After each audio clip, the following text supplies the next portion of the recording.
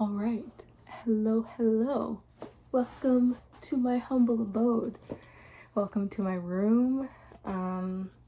It's a hot summer night in late August, and this summer I decided to reread Call Me by Your Name, and I want to talk about it. I also got to see the movie in theaters this summer, which was a real treat. It was a real treat. I'll mostly just be talking about the book, which I listened to the audiobook narrated by Armie Hammer. Yes. Whew. I thought it was absolutely delightful. I would recommend it to anyone who is like, should I read the audiobook? Yes. Please listen to the audiobook. It's really good. Call Me by Your Name. If you haven't heard of this book, or I don't know, you just want a little refresher, Call Me by Your Name is a book. It is a book.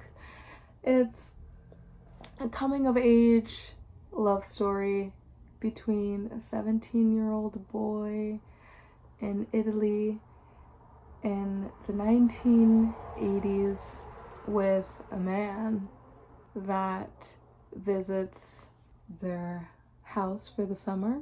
His family yearly has students and people working for his father, but this family has guests that stay at the house every summer. His father is a well-renowned professor of the classics, and I think in my life my goal is to be Elio's father. I would like to be Elio's father, please.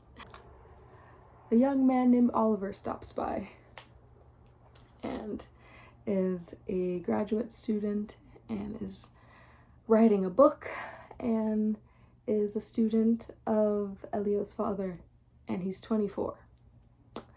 And the two have this off and on again sort of weird tension throughout the whole summer, where it's like, does he like me?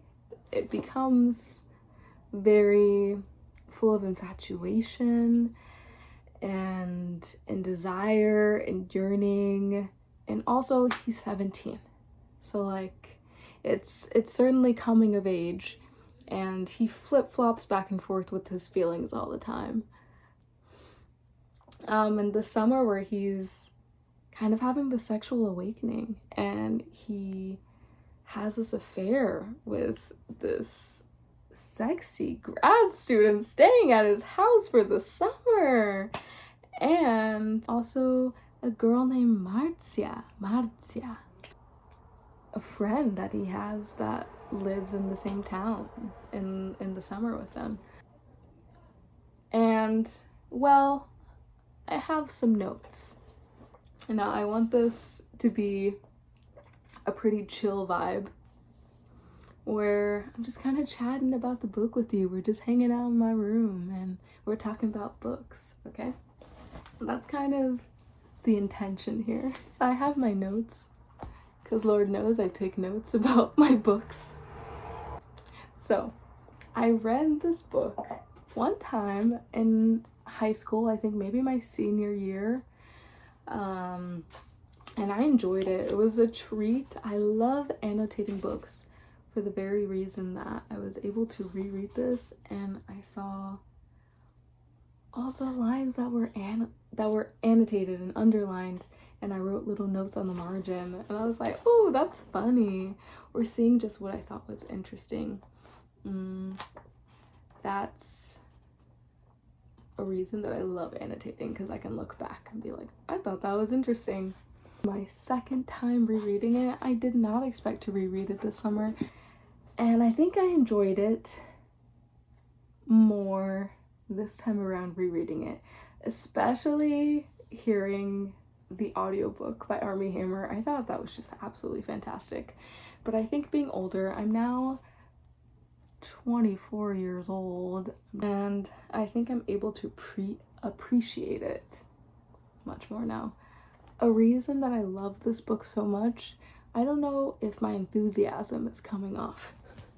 I really love this book. I really love this book even more so the second time around, and I really, really love the movie. Don't get me started about the movie. By Luca Guadagnino. Luca.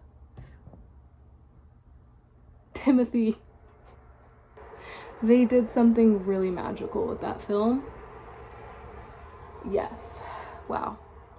And the book is written in a way that I really enjoy. I really enjoy kind of slower, ambient books with lots of descriptions, and also I like lots of thoughts, more sometimes philosophical, like ramblings of the narrator.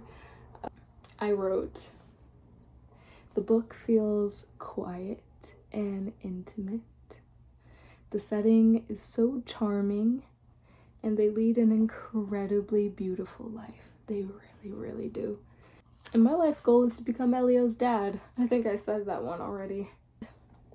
Reading it made my own days feel slower and softer and just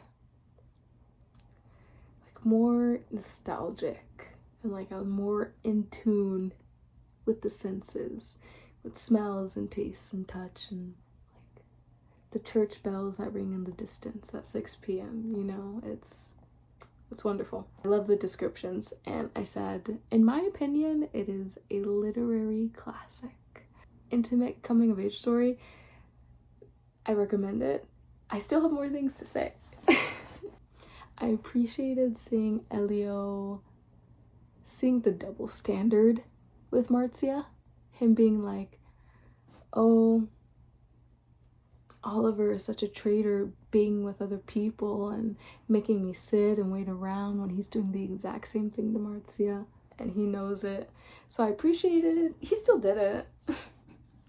But I appreciated seeing him recognize the double standard of it all. And que movie star, cowboy, que movie star. I understand why Elio was in love with Oliver.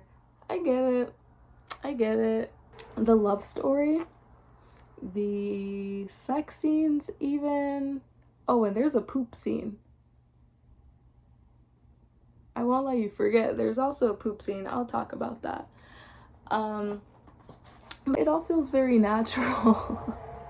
It doesn't feel like embarrassing to read or even shy. Actually, Elio, he even kind of talks about the shame that he experiences, but it's in like an open way. I don't feel shameful or embarrassed reading it. I'm kind of like, oh my gosh, Elio. I thought it was so funny, the scene right before he crosses the line and has sex with Oliver, and it's like, was it in his dream where he heard the voices of all of his ancestors in all of his Jewish line and heritage saying, Elio, don't do it. Elio, don't do it. Don't cross that line. And him doing it anyways. It did make me laugh. And then he regrets it afterwards. But then he gets over it pretty quick and he's like, no, actually, let's do it again. So it all works out. Don't worry. And there is a poop scene. The first time that I read it, I was like, am I reading this correctly? Yes, I was reading it correctly. And they just want no secrets between each other. That's what it is. They do sit on top. Well, no. No, that's not what happened. They do push on each other's tummies and look at each other's poop, and they're like, wow. And now there's no more secrets. I'm good on that. I'm okay. But this book is about reaching new heights of intimacy. So I think they succeeded with that one. I think they did. Yeah. Just a couple more things. Elio's parents are wonderful. I'd like to be both of Elio's parents. Yeah. With the book, you get a complete ending. You get a full ending that actually takes place like 20 years in the future, where they get to see each other again, which the movie totally lacks. So I think if you read the book, that's a real treat to be able to see what happens. Whereas in the movie, a fly is flying around Elio, and he's looking off into the fireplace and thinking off into the distance and crying a single tear and then another tear. And visions of Gideon plays in the credits roll. Fantastic. 10 out of 10. But it's really wonderful. The book gives a little bit more. So overall, was this interesting? I don't know. I had fun talking about it. It's kind of like you're just chilling with me in my room and I'm talking to you about the book I read this summer. And you're like, yeah, cool.